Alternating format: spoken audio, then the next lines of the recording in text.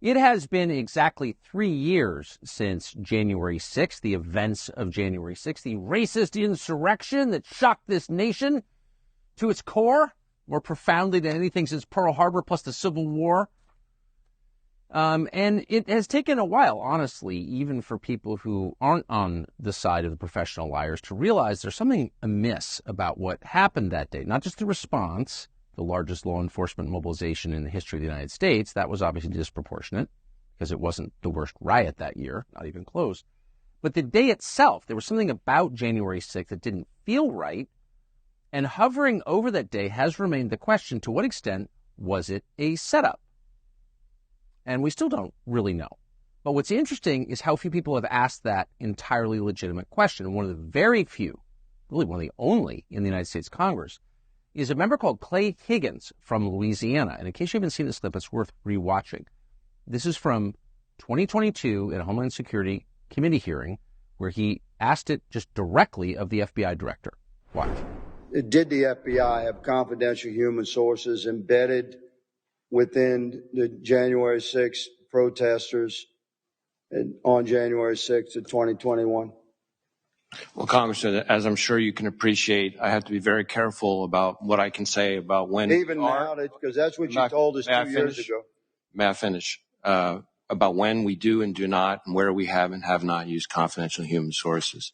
But to the extent that there's a suggestion, for example, that the FBI's confidential human sources or FBI employees in some way instigated or orchestrated January 6th, that's categorically false. Did you have confidential human sources dressed as Trump supporters inside the Capitol on January the 6th prior to the doors being open?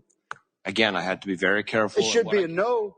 Can you not tell the American people, no, we did not have confidential human sources dressed as Trump supporters positioned inside the Capitol? Gentleman's time has expired. You should not read anything into my decision not to share information. Director Wray, confidential human gentleman's time has expired. What a sleazy, repulsive little authoritarian liar Chris Wray is. That's obvious when you watch that tape. The sad part is so few tapes like that exist because so few have confronted him directly and asked questions to which the entire country has a right to know the answer, like that one.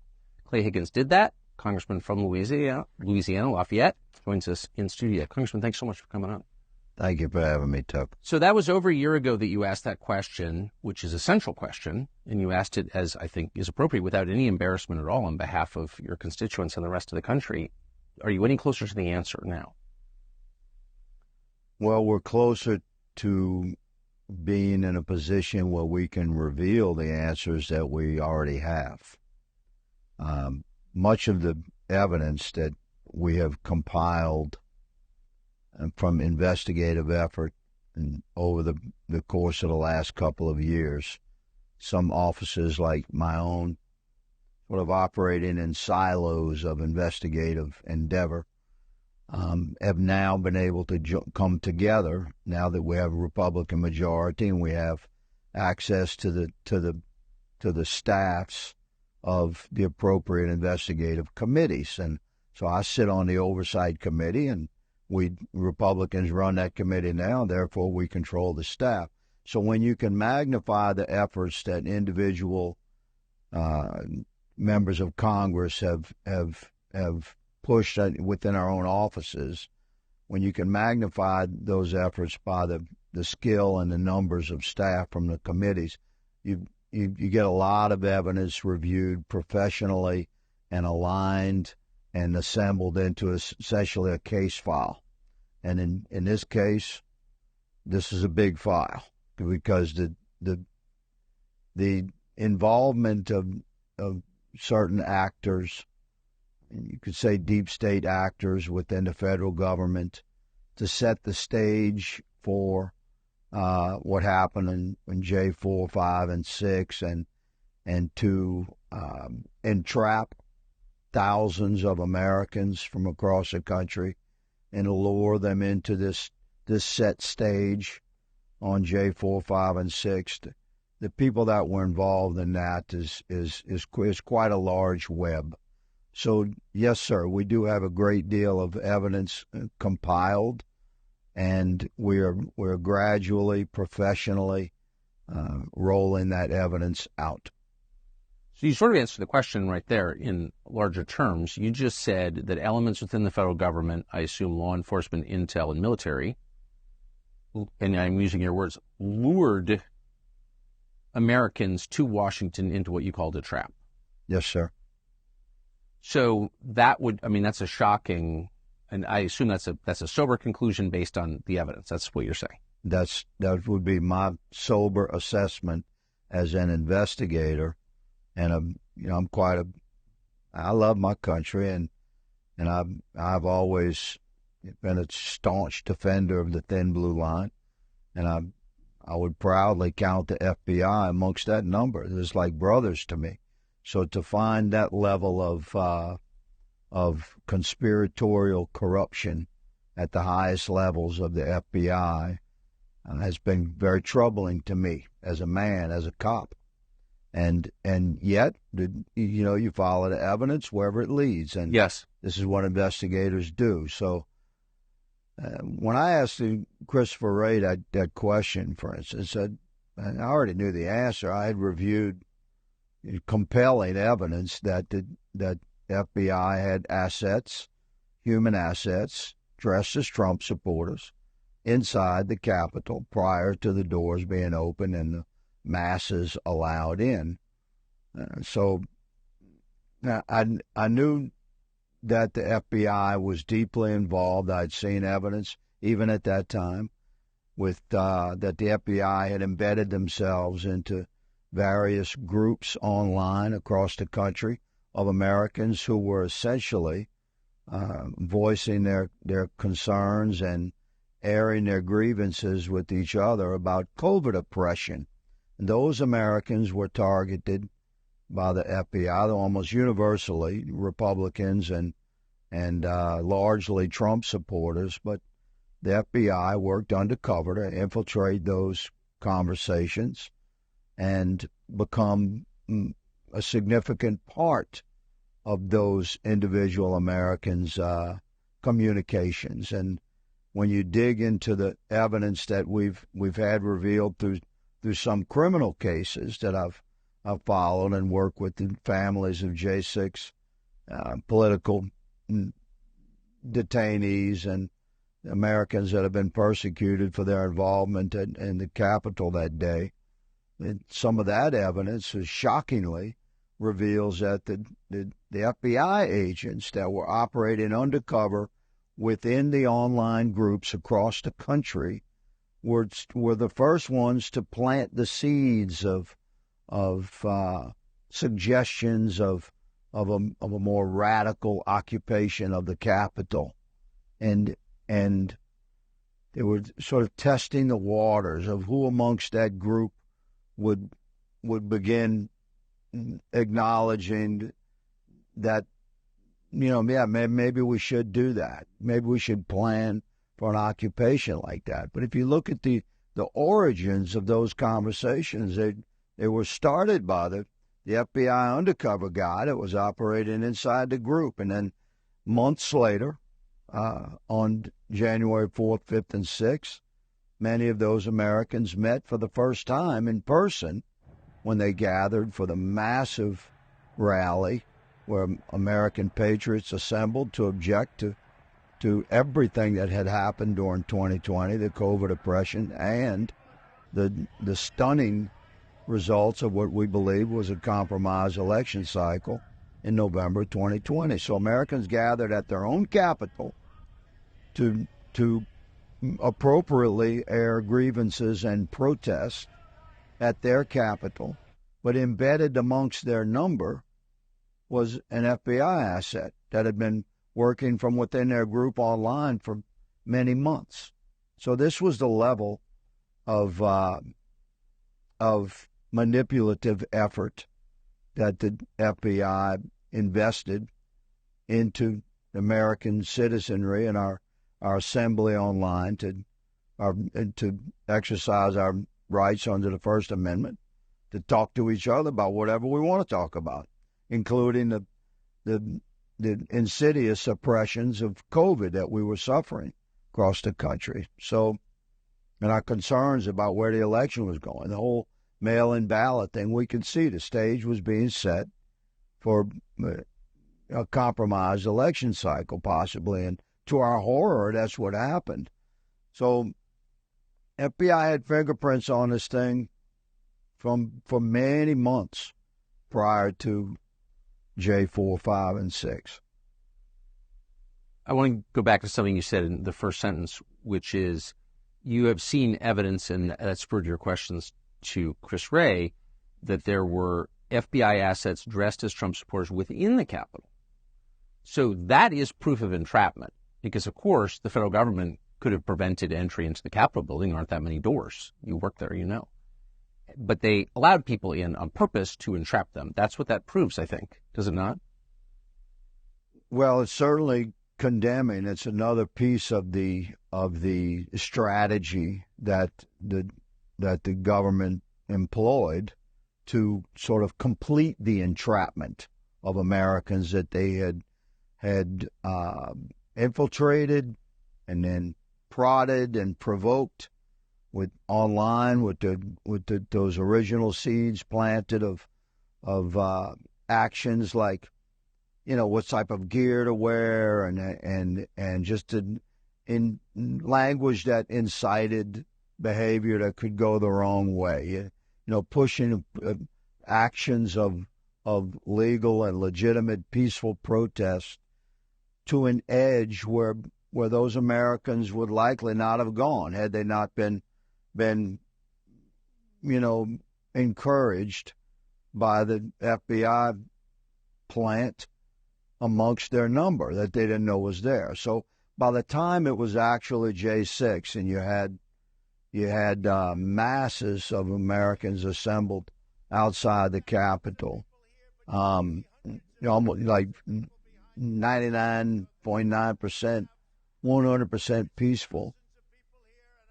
On the inside, you had FBI assets dressed as Trump supporters that knew their way around the Capitol. Before the doors even open. Before the doors open. Or else how are you going to get around the Capitol? You've been there many times. You need a guide to get from whatever door you go in. It's a labyrinth. It's a maze inside there. So that's right. So there's no way, just Americans, most of which have never been to the Capitol, there's no way they can come in some random door that gets opened and then get their way directly to the statuary or the House chamber or the Senate chamber. It's just not possible. So the FBI assets that were dressed as Trump supporters that were inside the Capitol were there, I believe, and evidence indicates that they were there to specifically wave in the Trump supporters that had gathered outside the Capitol, and the doors opened and they were allowed in. And on the inside were there's some more Trump supporters. But really those were FBI assets, law enforcement assets that knew their way around the Capitol. And they waved those guys in, said, come on, follow us. And they're the ones that led them on the path directly. How do you think a guy's never been to the Capitol, gonna come into the Capitol all amped up on emotion and make his way straight to Nancy Pelosi's office? Come on. It's like I couldn't get it. There's no way. I've been there for 7 years. Could come in some random door at the Capitol and make my way to Nancy Pelosi. Everything is unmarked. I mean, those leadership offices are unmarked. So how would you know that? It's confusing to get around in the Capitol. Every American that has been there knows this. When you go on a tour, you bring your family to D.C., you go through the Capitol, you have to have a guide. And on January 6th, the guides were FBI assets, the law enforcement assets, and they were dressed as Trump supporters. They were positioned inside the Capitol prior to the doors being opened so that the Americans that had assembled outside the Capitol, once allowed in, could be brought directly to the areas where the FBI and the DOJ and the deep state actors knew would be the most sort of condemning criminal action of Americans being inside the Capitol, protesting without permit and things. They knew they were setting the stage for arrest and prosecution. It's such a crime. Who planned this, do you think? Well, I think factions planned this. I wouldn't say who, Tucker, because I don't think there was one person that planned this, but I believe the faction of establishment liberals within the FBI and the Democrat Party and our intelligence services to another extent use their massive powers of surveillance and investigative assets that they have across the country, confidential informants, registered informants, non-registered informants, voluntary informants. It's a complex web of FBI assets across the country that can be activated. So if you have authority at some of the highest levels in the FBI, it doesn't take much. The faction within the FBI and within our intelligence services that would coordinate with the most extreme liberal factions within the Democrat Party that were desperate to keep Trump out of office and worked within the theater of operations, shall we say, that had been set by the COVID alleged medical emergencies nationwide and millions of mail-in ballots. There's no daylight between the compromised election cycle of November 2020 and ultimately what happened on J6. So you ask who planned this? This would be the combination of several of the most extreme liberal, anti-Trump, anti-America First factions that were in positions of authority within our federal law enforcement organizations and the Democrat Party across the country. When you say that there were FBI assets in the crowd, in the building beforehand and certainly outside, what's the scale of this? You're talking like 10, 20? No. Based upon some very conservative but like hard investigative effort, evaluation of the numbers, from putting together eyewitnesses and videos and affidavit statement and whistleblower statements and court records that have been revealed through individual criminal cases where J6 defendants have been prosecuted and smart attorneys have forced admissions by the DOJ and the FBI, but those admissions have been sealed within the parameter of that criminal case by protective order by the judge, so I can't share them, but I've seen them. So real hard, objective, and conservative estimates would put the number of FBI assets in the crowd, outside, and working inside at well over 200. 200? Yeah. So you're in law enforcement? Yeah. Before you came to Congress in the military as well? That's an extraordinary number. Is it? Well, no. When you think about the scope of the operation, if you were going to do this, you would need But that relative number. to, so like when, I don't know, Minneapolis burned down, or when St. John's, the Episcopal Church across from the White House in Lafayette Square, was set ablaze, and all the Secret Service agents were injured. Were there 200 FBI assets in the crowd among Antifa then? I mean, I don't know how many undercover agents the FBI would have in a situation like that, but J6 was the final act prior to arrest and prosecution of Americans that were identified as Trump supporters. I mean, their objective was to destroy the entire MAGA movement, to forever stain the patriotic fervor that was associated with the America First MAGA movement that had won in 2016 and we believe won again in 2020. And the establishment on both sides, of both major parties, were determined to smash that out of existence, not just by defeating Trump, but by destroying the reputations of the movement itself, by creating this narrative that was totally false, but was heavily pushed, that MAGA Republicans, America First Republicans, are somehow a danger to our republic and a domestic terror threat, which is a whole nother story about what the FBI has done to tagging Americans as suspected domestic terrorists and following us as we travel across the country.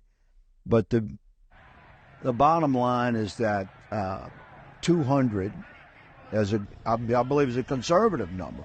Personally, I think there's many more, but a number that I'm comfortable going on record with is that we believe that there were easily 200 FBI undercover assets operating in the crowd,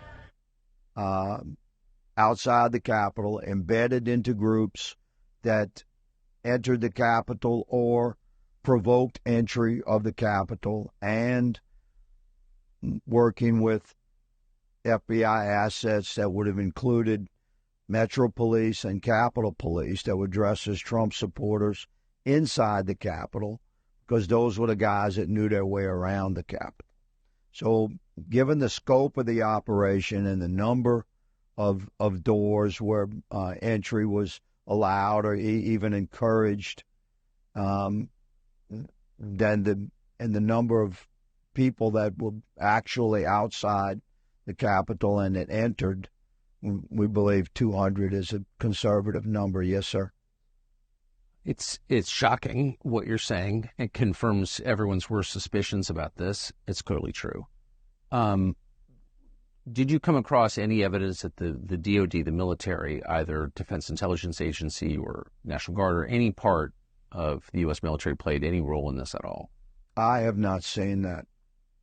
I've heard the echoes of that suspicion, and I have observed circumstantial evidence that has been presented to me that I have reviewed, but to me, it does not rise to the level that I would call actionable from an investigative perspective. So there was some suspicion, but in law enforcement, the thresholds you're looking across is reasonable suspicion that would prompt a criminal investigation, and then the next threshold is probable cause, which you need for arrest. And then, of course, in our system, finally, the last threshold is conviction and guilt beyond a reasonable doubt. So, I did review evidence, Tucker, regarding some suspicions of military involvement in some way, I have reviewed some of that evidence that I've been able to get my hands on, and I do not think that the military was involved. Not at the level, most certainly not at the level of the FBI, and over the course of all of 2020, and then on J4, 5, and 6. The FBI working in coordination with other law enforcement assets that they roped into the operation, right, from Metro PD, from D.C., and the Capitol Police was sort of tricked into participating with what the FBI had been staging for 10 months. If you take 3 steps back, this is not democracy. So the federal agencies serve under the oversight of the elected president and then under the oversight of the elected Congress. Their elected people get to make the decisions. You have a Republican president, you now have a Republican Congress, and neither one can get a straight answer from the FBI. No one has any control of the FBI. You're describing a government within a government. Well, in America, a question becomes reasonable men would ask when we face a crisis like this, who investigates the investigators? Right. And the answer in America is Congress. So we have the responsibility to investigate through the appropriate committees, which we're certainly doing that now that we have a Republican majority in control of the committees. But we don't have the power to arrest. We can give criminal referrals based upon our investigative efforts, but we have to have a DOJ that's receptive to the criminal referrals. So we've hit quite a brick wall, have we not? Constitutionally, we have the responsibility to investigate objectively, and anyone that knows me knows that's exactly what I'm pursuing. I'm not trying to create a crime to fit a narrative to blame on the FBI. I'm following the evidence, and to my horror, it implicates our FBI at the highest level, and a conspiracy within our government at the highest level to create to set the stage for a compromised election cycle in 2020, and then the actions that took place on J4, 5, and 6, and then the criminal investigation, arrest, and prosecution of Americans that they were able to entrap and document with the thousands of cameras that were operating that day, and use that evidence that they knew they were setting up to investigate, arrest, and prosecute the Americans that they had entrapped.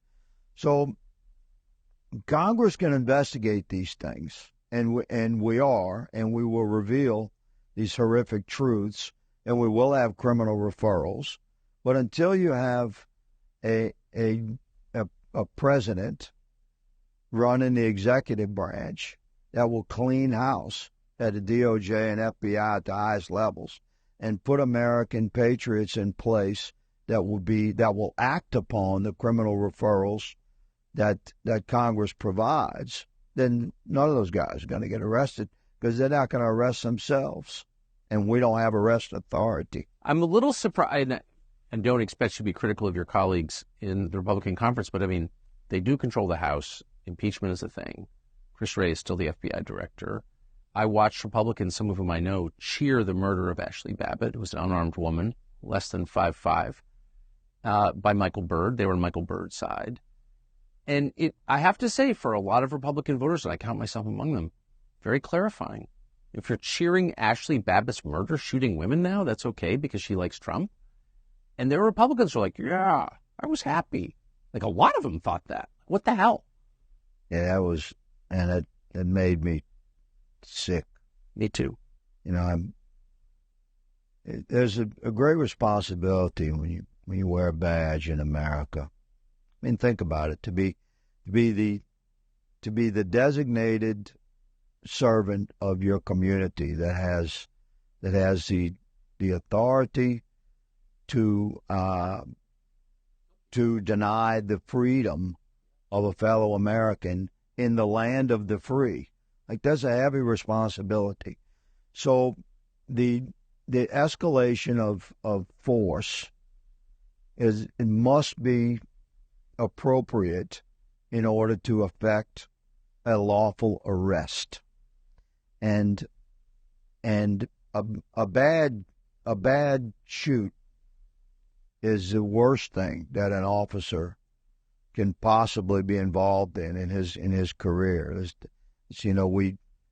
It's the thing of nightmares for good police officers. So to take from a law enforcement perspective was clearly a bad shoot, because there's some basic rules you just cannot violate. You have to attempt to effect an arrest before you can go to deadly force. There was no attempt to arrest Ashley Babbitt.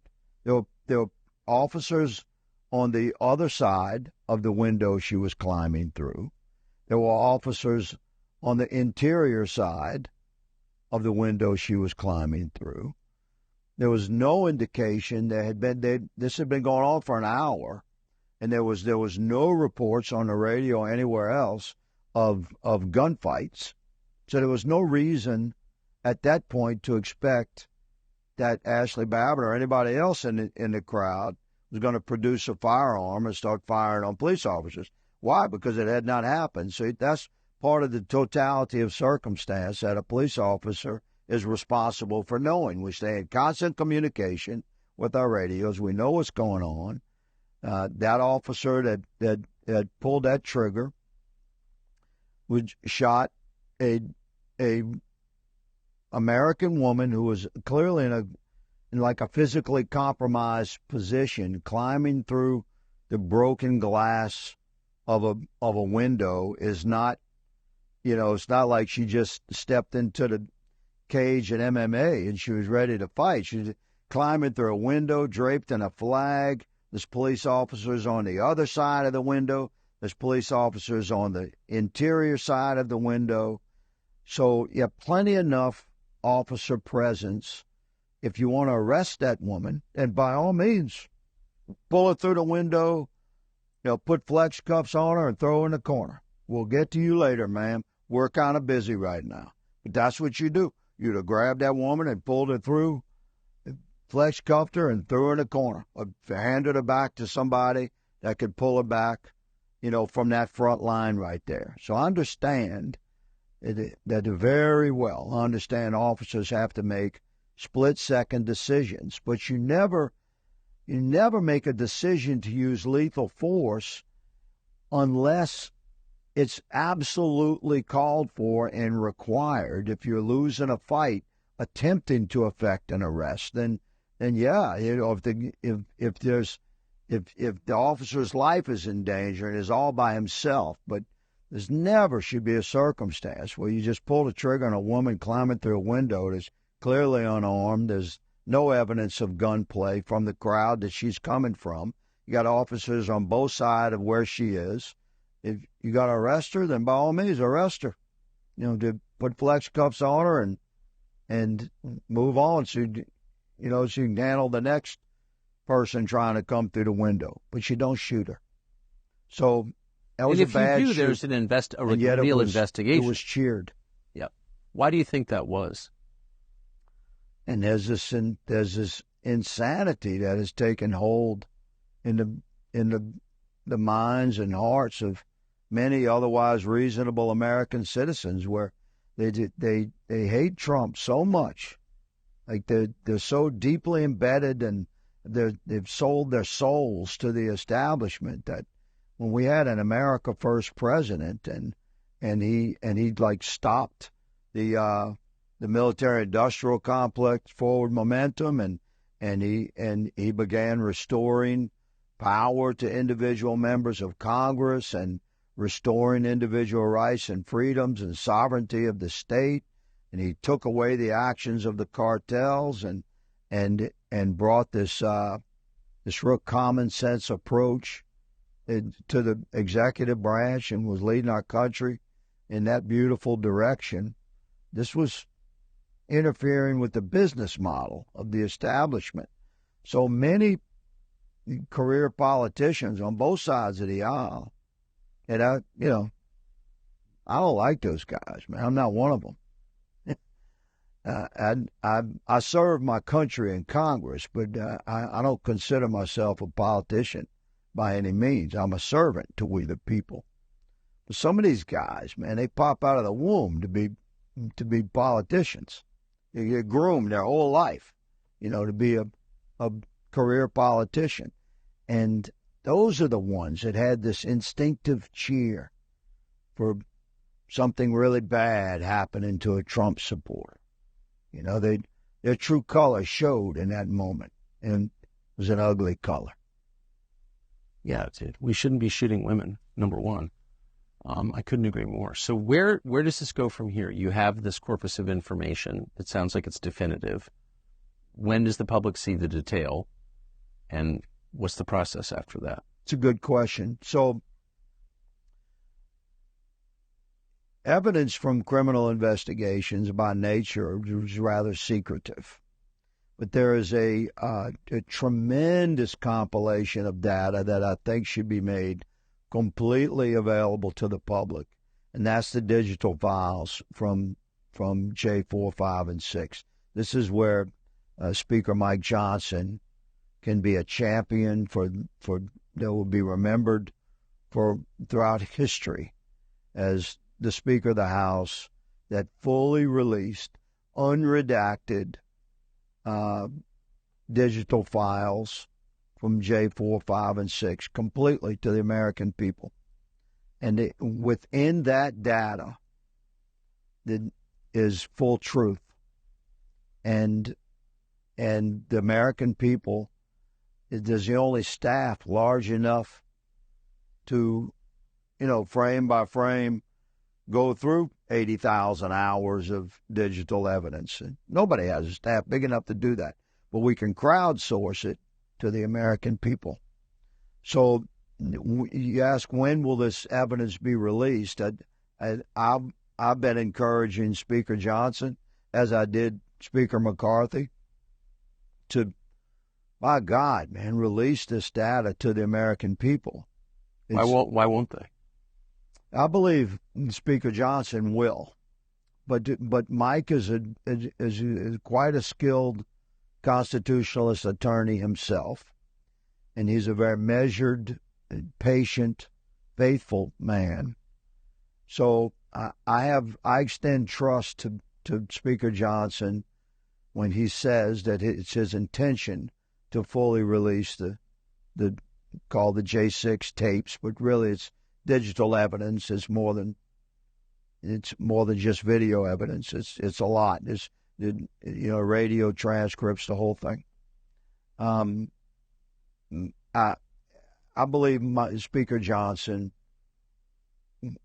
knows that this is a significant duty that he must perform for the American people.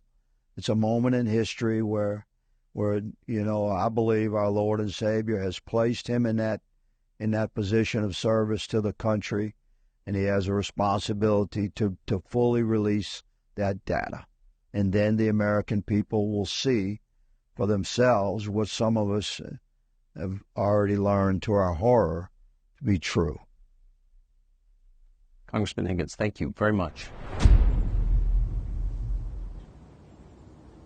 Free speech is bigger than any one person or any one organization. Societies are defined by what they will not permit. What we're watching is the total inversion of virtue.